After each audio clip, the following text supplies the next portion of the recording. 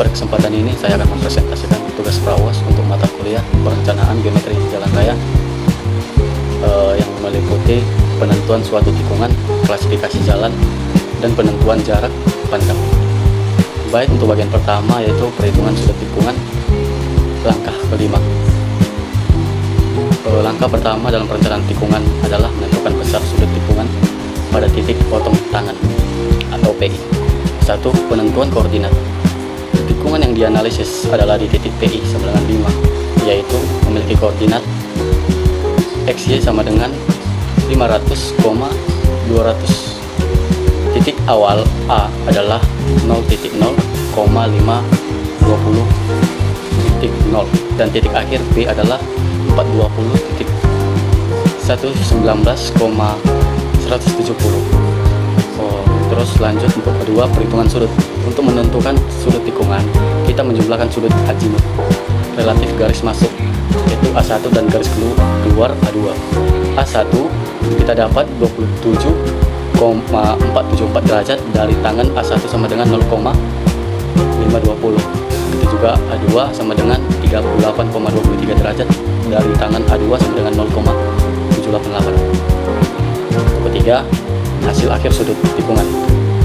Delta atau derajat sama dengan A1 tambah A2 dijumlahkan 27,474 derajat dan ditambah 38,23 derajat sama dengan 65,708 derajat. Untuk bagian kedua yaitu klasifikasi jalan dan parameter melintang pada langkah ke-6. Langkah ini bertujuan menetapkan kelas jalan, LHR rencana, dan dimensi penampang melintang berdasarkan volume luas lalu lintas. Perhitungan LHR rencana.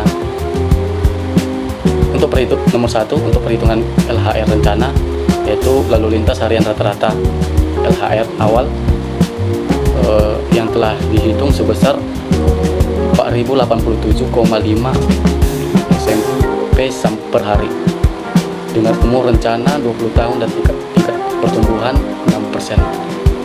Lalu lintas harian rata-rata rencana sama dengan LHR 0 kali 1 tambah 0,06 pangkat 20 yang didapat 13.109,17 SMP per hari. Yang kedua, penentuan kelas jalan. Berdasarkan LHR rencana sebesar 13.109,17 SMP per hari yang berada dalam rentan 10,001 sampai 25.000 SMP per hari. Pada tabel 2.7, jalan ini diklasifikasikan sebagai jalan arteri atau kolektor. Ketiga, penentuan kecepatan rencana dan parameter melintang. Lebar jalur minimumnya yaitu 7 meter dan lebar bahu minimum itu 2 meter. Kemiringan melintang normal itu kekerasan aspal beton yaitu 2-3%. Bagian ketiga yaitu penentuan jarak pandang pada langkah 7.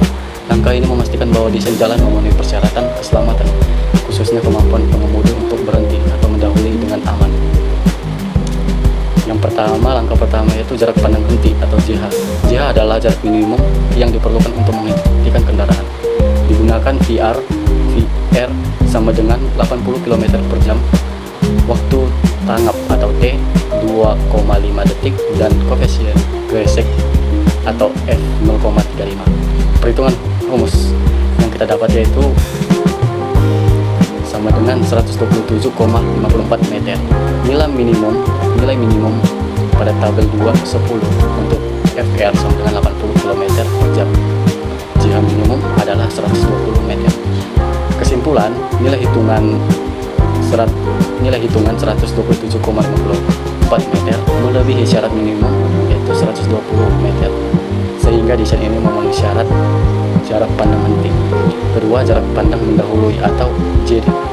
JD adalah jarak yang dibutuhkan agar kendaraan dapat mendahului kendaraan lain dengan aman.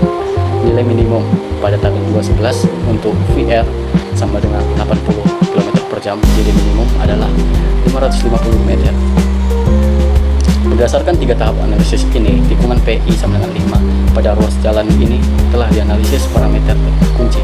Yang dihasilkan adalah sudut tikungan sama dengan 65,708 derajat.